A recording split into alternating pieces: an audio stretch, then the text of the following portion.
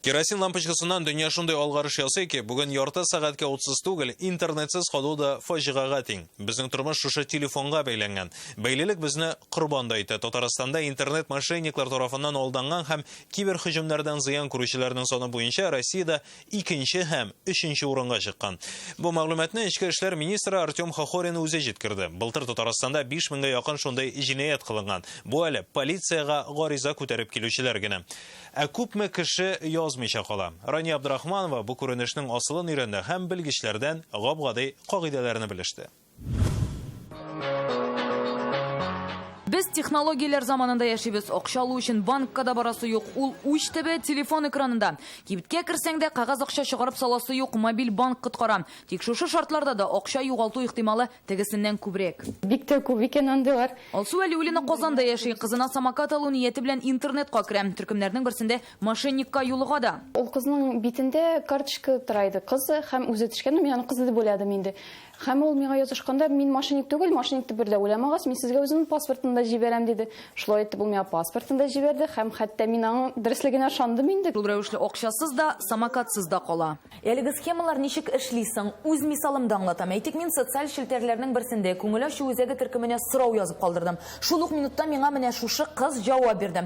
Сүзләренә караганда, хезмәт 500 сум тора һәм моның өчен алдан бронь ясарга кирәк. Ул җибәргән инструкция буенча мин аңа интернет аша 500 сум акча күчердем һәм шул ук вакытта ул мине кара исемлеккә өстәде. Димәк, бу мошенник һәм без хәзер нишлибез? Полиция бүлегенә барабыз.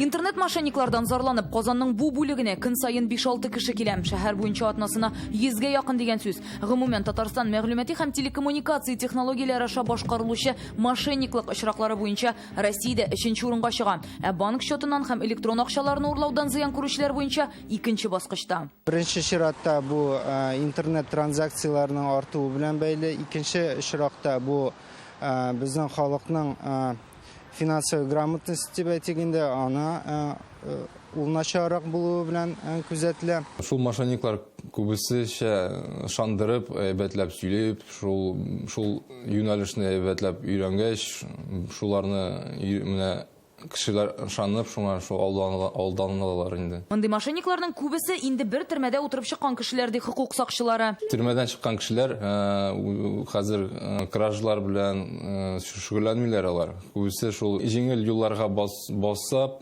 шул җинаятьләрне, мошеннический юлларны күчәләр. Мондый кырын аламнар бихисап күп икән. Иң яшь очрый торганы шалтыратучының үзен банк хезмәткәре дип таныштыруы. Алар әйттеләр, әйдәгез куябыз защита. Мин әйтәм, әйдәгез куябыз еңелек ышангачтын диме.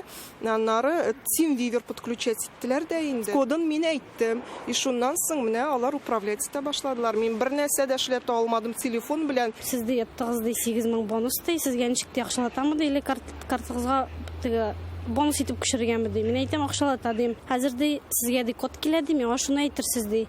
Бер заманны код килде, ачып карыйм, минем картадан 23 мең акча сыймайтмакчы булды. Страхование турында сөйлиләр алар кайсы вакытта. Мин сразу сүндерәм. Мондый намуссыз кешеләрдән ничек сакланырга соң? Карта номерларын бирмәскә, төрле телефоннарны алмаска, үзегезнең конфиденциаль информацияларыгызны ачмаска. Надо заботиться о своей цифровой гигиене. Цифрлы гигиена турында кайгыртырга кирәк, антивируслар куярга. Кайда да булса теркәлгәндә 2 баскычлы аутентификациядан файдаланырга. Берәр сайтка керергә кирәк икән, аңа ниндидер сылтама аша түгел, хәрефләп, җыеп, эзләп табарга киңәш итәм. Антивирус бу очракта синең коткаручыңа әйләнергә мөмкин, чөнки бездә кибер җинаятьләр дә арта. 2019 елда Россия Ичке эшләр министрлыгында шул тармакта эшләүче махсус бүлек булдырыла. Барысы да кешенең шәхси мәгълүматын саклау өчен. Димәк, компьютер һәм шәхси мәгълүматны бүген саклый белергә кирәк. Антивирус куюдан тыш белгечләр операция системасын яңартып торырга куша. Наши коллеги. Шушындый катлаулы шартларда безнең инженерларга белемен даими яңартып торырга туры килә. Мәгълүмати куркынычсызлык, һөҗүм һәм мәгълүматны саклау турындагы соңгы яңалыклар белән танышабыз.